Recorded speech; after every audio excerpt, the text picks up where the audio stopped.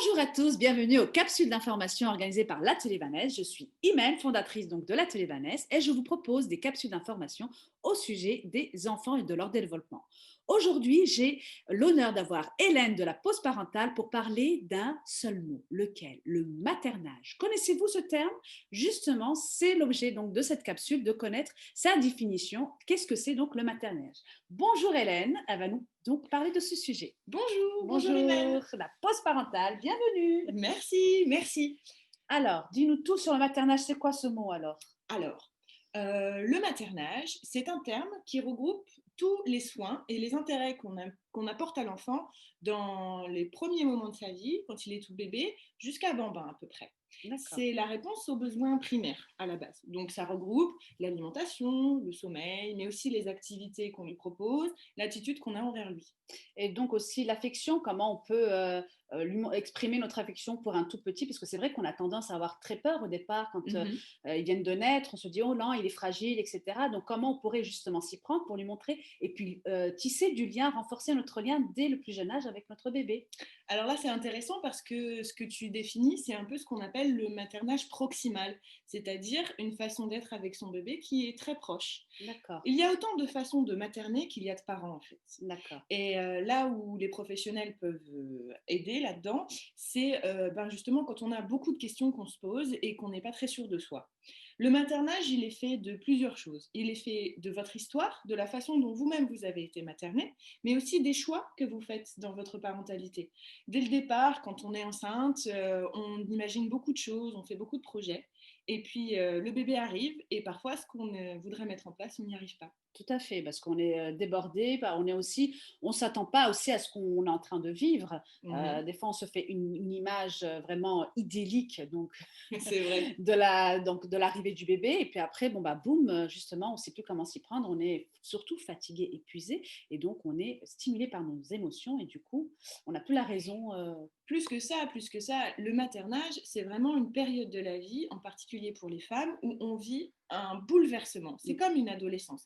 Il y a un autre terme qu'on peut utiliser, qu'on entend de plus en plus, qui s'appelle la matrescence. La matrescence, c'est le fait de devenir mère. Ce moment-là où finalement, entre nos hormones complètement chamboulées, notre vie de famille qui change, notre rythme de sommeil, notre corps qui est énormément impacté par cette nouvelle chose, c'est encore plus fort que juste une gestion émotionnelle.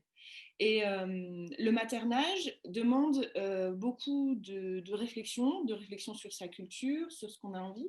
Une période aussi parfois qui peut être dure pour le couple aussi, Oui, parce qu'on a des visions un peu différentes. des cultures aussi des fois différentes. Dans Exactement, les couples mixtes, tout etc., on à n'a pas fait, du tout reçu la même éducation, on n'a pas la même vision de c'est ça. l'éducation. Donc, c'est vrai que ça peut en faire un peu clash. Et on n'est pas que deux à s'occuper Ouais. de l'enfant. Souvent, il y a les grands-parents aussi, et puis même les professionnels qui viennent mettre Leur un petit grain peu de leur petit sel. grain de sel dans ce qui se passe. Je vais te donner un exemple très concret. Le choix du sommeil, par exemple. Au départ, vous allez vous dire, bah, moi, je ne veux pas dormir avec mon bébé parce que c'est pas possible, je veux bien dormir et puis je voudrais qu'il fasse ses nuits rapidement. Alors, vous préparez un berceau, vous préparez tout ça, une belle chambre avec tout ça. Et puis, votre bébé arrive et là, vous vous rendez compte que c'est plus du tout ce que vous avez envie. Vous avez envie de l'avoir près de vous. Vous rendez compte qu'il ne s'endort pas du tout s'il n'est pas à proximité de vous, etc. Et vous êtes chamboulé par tout ça. Et derrière, il y a les professionnels qui vont vous donner des conseils, par exemple les conseils Mhm. de couchage sécuritaire. Donc, ils vont vous dire attention, il ne faut pas faire ci, il faut faire ça, etc. Puis d'un autre côté, il y a ce que vous avez envie de faire, et puis il y a Voilà. ce que votre maman va vous dire qu'il faut faire, Et ce et qui est puis aussi pratique dans la vie courante, parce que c'est des ça. fois, on nous fait des conseils, et puis finalement, c'est pas pratique, ça ne répond pas à votre propre besoin. Chacun a sa manière de faire C'est et de ça. ressentir aussi les choses. Donc, c'est très important aussi de s'écouter. C'est ça. Voilà. De s'écouter et puis d'être écouté, Mm, surtout. mm. Parce que parfois, on a besoin de pouvoir poser les choses, poser de ce qu'on vit pour avoir un petit peu plus de liberté de penser. Mhm. Parce que surtout dans un moment où finalement, on n'est que dans le maternage, on n'est que à proximité de son bébé, on n'a pas envie de le lâcher, ou au contraire, on a vraiment envie de prendre un peu de distance et on n'y Mm. arrive pas. Et on se pose la question, est-ce que je fais bien? Est-ce que ce que je fais est bien? On a besoin C'est aussi ça. de valider ce que est bien pour son enfant et puis bien pour la maman C'est pour ça s'en que c'est occupe. fondamental de s'entourer de personnes bienveillantes, Mmh. que ce soit dans le contexte familial, amical. C'est très important aussi d'avoir Mmh. les conseils de ses Une amis ou épaule, même d'autres ouais. mères qu'on rencontre souvent par ce biais-là, Mmh. dans les ateliers de parents, par exemple, ou dans les ateliers, enfin les séances de soutien à l'allaitement, par exemple. On peut Mmh. retrouver vraiment une sororité Tout à avec les fait. autres femmes, Et aussi autour d'une activité, lors de l'atelier manège, il y a par souvent des exemple. échanges entre parents aussi, des Par conseils, exemple. des astuces aussi. Mais ce qui est spécifique dans le maternage quand même, c'est qu'il y a quand même des choses qu'il faut savoir, des choses qu'il ne faut pas En faire, des amont, choses qui ouais. sont dangereuses. Et puis du coup, c'est important d'avoir aussi des professionnels autour de soi qui soient bienveillants. Je pense notamment aux médecins, aux pédiatres qui va s'occuper de nos enfants. Il faut vraiment que le contact puisse passer et que vous sentiez à l'aise de dire ce que vous avez envie de dire, que vous vous sentiez écouté. Et du coup, il faut prendre le temps parfois, même un peu avant la naissance Mmh. peut-être, de Oui. faire un peu de prospection, de savoir quel est le professionnel qui va me convenir.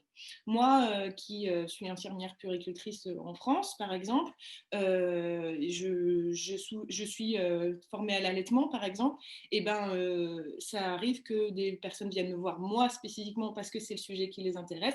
Et puis par contre, ma collègue qui elle est plutôt spécialisée dans le sommeil, et ben je vais lui adresser plutôt les patients qui vont avoir particulièrement de questions sur ce sujet. D'accord. C'est tout à fait normal de demander plusieurs avis et puis à la fin de pouvoir prendre une décision éclairée. Par Très bien. exemple, je vais vous donner un autre exemple très concret. Le portage. Le portage en écharpe, par exemple, c'est quelque chose qui fait partie du maternage. C'est une façon d'être avec son bébé. Bon, et ben le portage, si vous le faites toute seule avec des tutos sur Internet, Mmh. vous n'allez pas le vivre de la même manière que si vous allez vraiment rencontrer un professionnel qui va vous aider à Avec le des cas vivre. pratiques et Tout voilà. à fait, tout à fait. Très Donc, bien. prenez le temps de trouver les bonnes ressources. Oui, Voilà. merci Hélène. J'espère on vous a éclairé sur le sujet. Si vous voulez en savoir plus, nous vous proposons aussi donc des ateliers autour de justement si vous avez un Mhm. projet ou vous êtes jeune parent, on peut vous accompagner justement sur toutes les questions que vous pouvez vous poser sur le développement et la relation que vous voulez établir avec votre enfant et l'entourage de toute façon en Mm. règle générale. Merci beaucoup Hélène et De je vous rien, dis à avec très plaisir. vite pour une autre capsule d'info. Donc, by l'atelier Vanessa. Au revoir. Au revoir.